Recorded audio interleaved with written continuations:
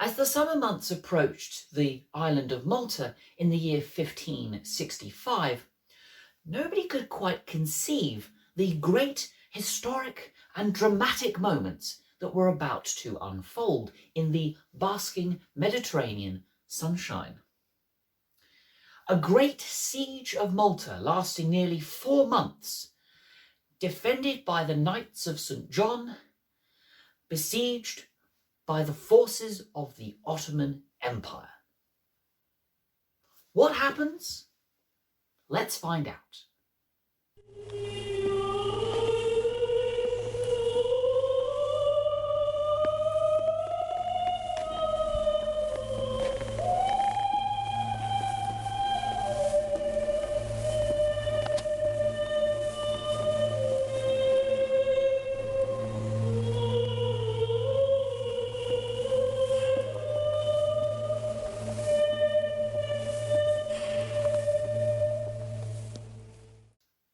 Good morning, good evening, and good afternoon to you all. From those down the road to the folks around the world. Welcome back to another video, wherein we are going to be talking about one of the great sieges of Malta in the year 1565.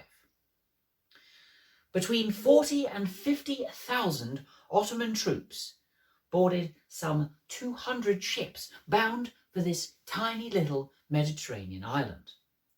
And there, in defence of this tiny island, were 700 knights of the Order of St. John, led by Jean de Valette, who had had a long career prior to this moment and had fought the Ottomans on numerous occasions.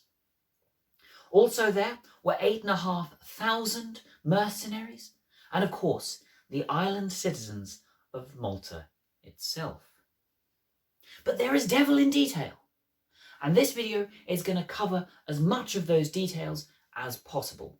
Maybe it's going to be one video, maybe it'll be two. You'll have to wait and see at the end to find out. But let's take a step back before we shoot forward with our video here. Just get a little bit of context first as to why this siege is so important.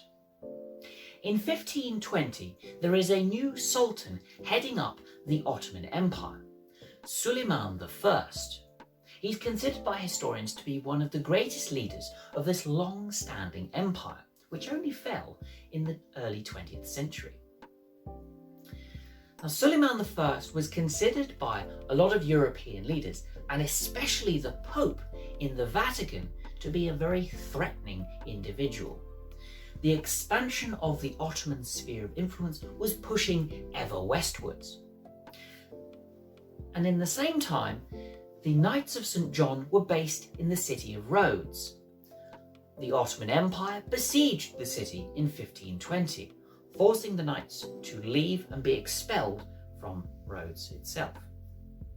They were then granted a new home on the island of Malta by the Holy Roman Emperor and Spanish King Charles V, spending the next 35 years rebuilding certain fortifications, like at Fort St. Angelo, which had been a pre-existing medieval castle, and even building new fortifications to protect what is known as the Grand Harbour on the north side of the island by the city of Valletta.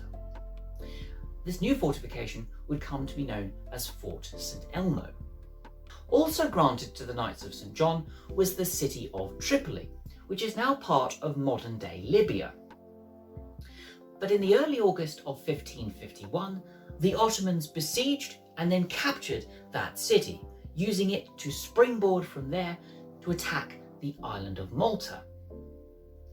They didn't make much headway in actually capturing the island, but what they did do is go to the island of Gozo, which is sort of the neighbour, should we say, of Malta, took control, took 7,000 slaves, and then were pushed back.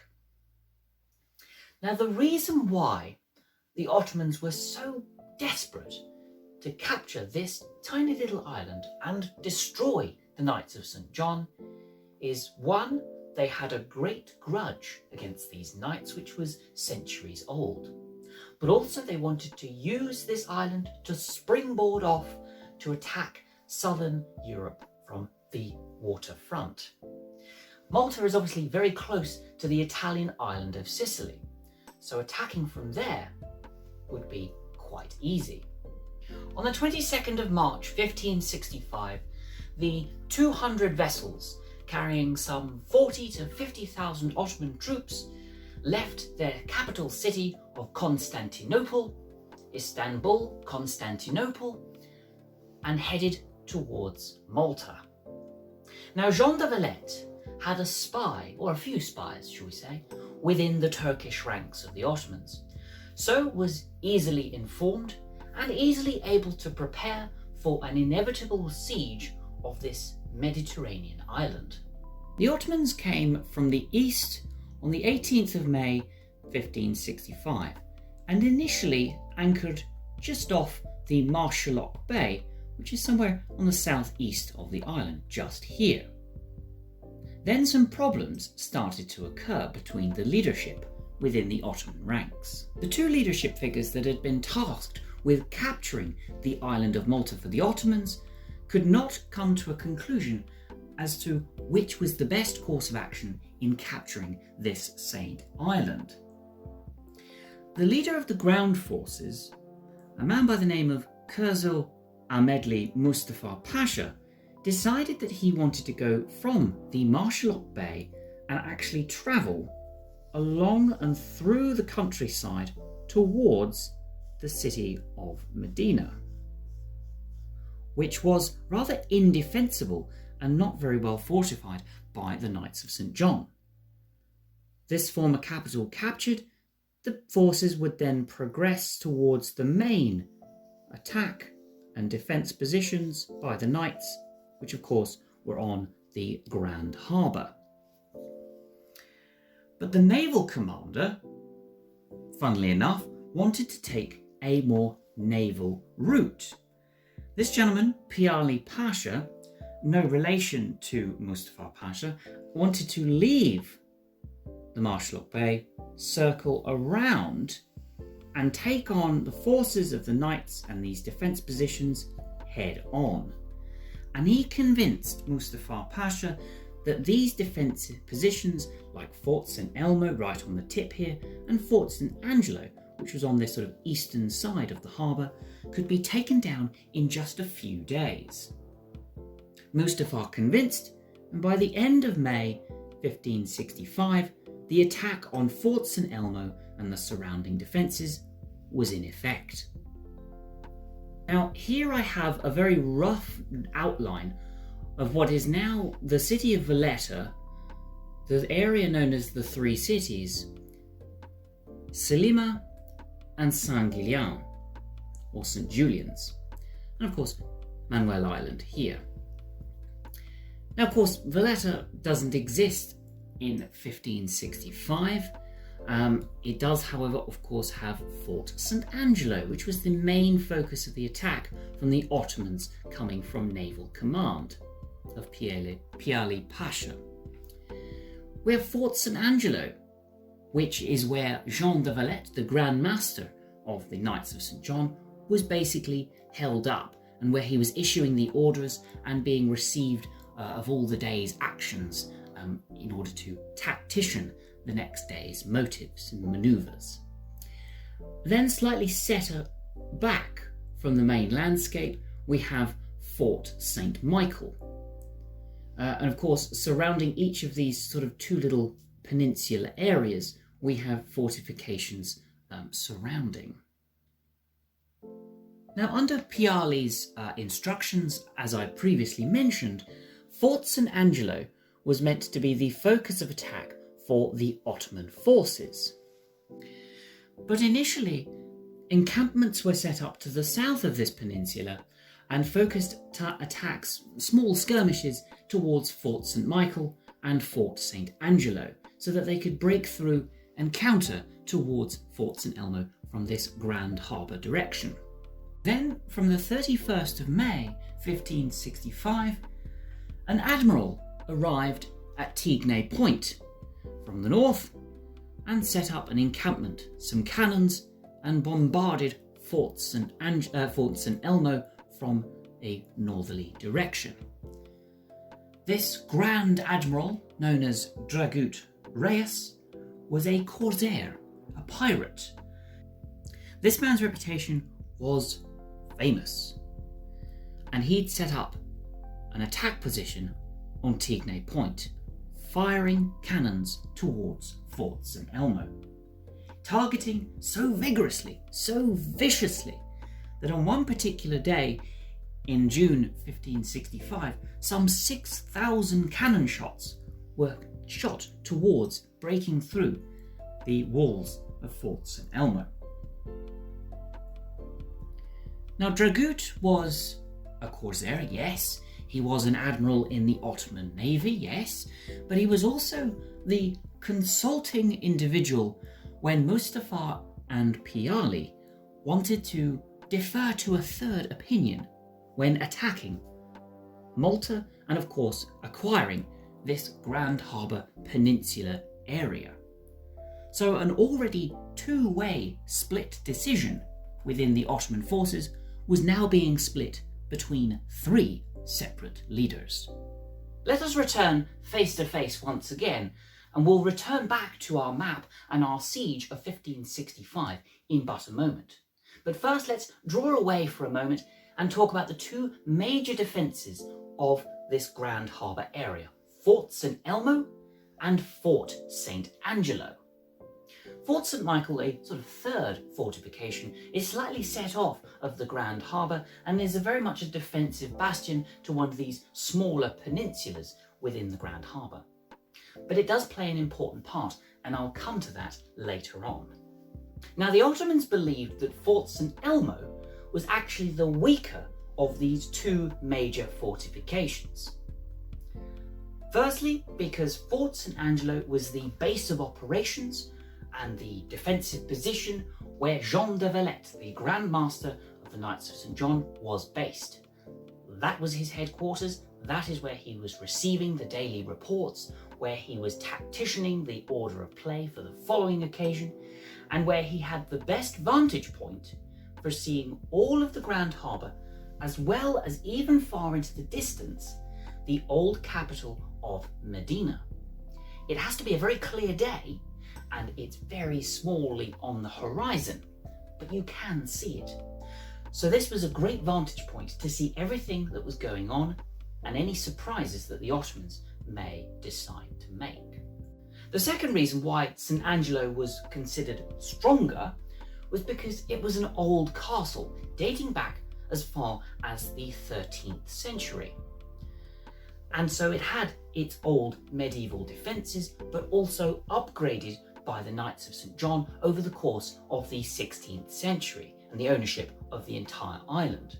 And finally, more obviously, if the Ottomans had tried to attack Fort St. Angelo first from the Grand Harbour in as much force and as much vigour as they were at Fort St. Elmo, in reality, then they would actually come a cropper from Fort St. Elmo, because both Fort St. Elmo and Fort St. Angelo surround this Grand Harbour area. So attacking Fort St. Angelo, you'd be bombarded by Fort St. Elmo. So the idea really of this particular siege, and it's a good plan if you think about it, is you chip away at the defences from certain angles so that once it comes down to it, you surround your enemy, you surround Fort St. Angelo, the Grand Master, and all of the rest of the Knights of St. John, and that is then when you make them surrender, because all hope is then lost. The assault on Fort St. Elmo began on the 27th of May, 1565, and Dragut Reis joined in on the assault from Tignes Point some 5 days later, on the 31st of May, as I previously mentioned.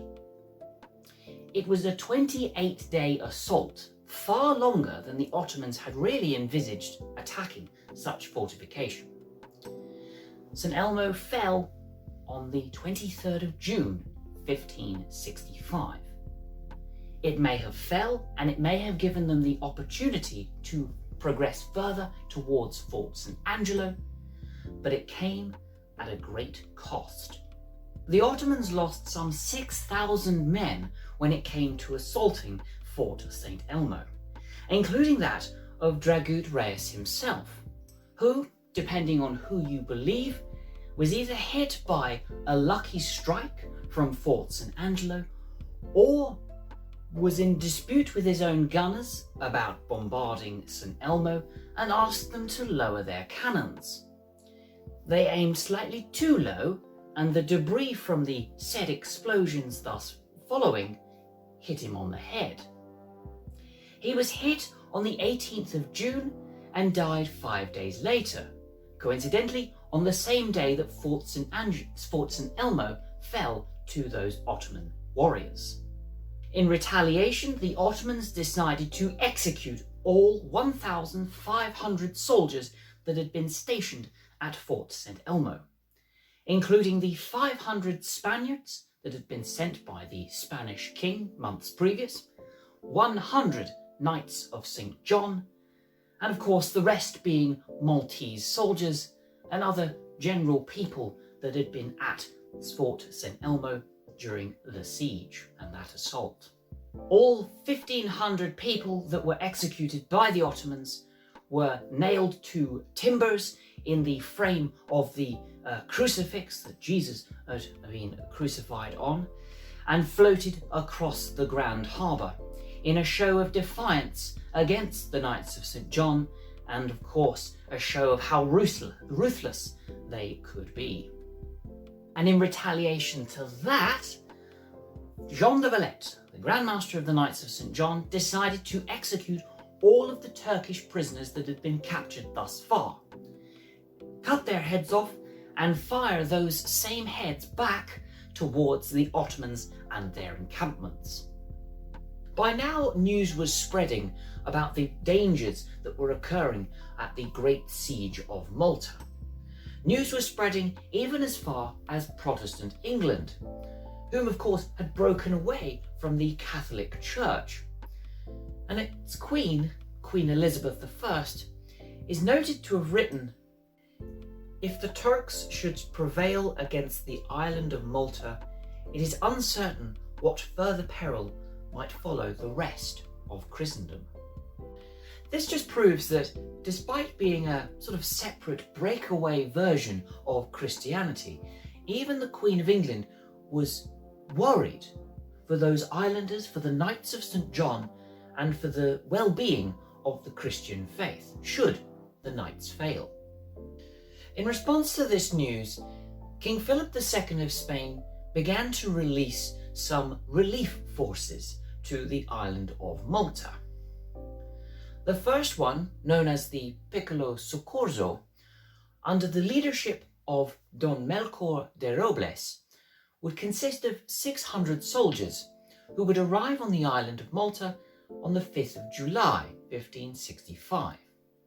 They would secretly and sneakily make their way into the city of Burgu and of course towards Fort St. Angelo on its tip. However, this Piccolo Soccorso, this small relief force, was not really enough to make a large dent in the efforts of the knights and the other soldiers in this great siege. Another relief force, the Grand Soccorso, the large relief force, would not arrive for another 2 months. Right, I'm going to leave this part of the video here because I've blatted through the whole of the siege and I've realised that I can't fit it all into one single video. So, go watch part 2 if it's out already. If not, please wait. It'll be out in a couple of weeks. Have a good day.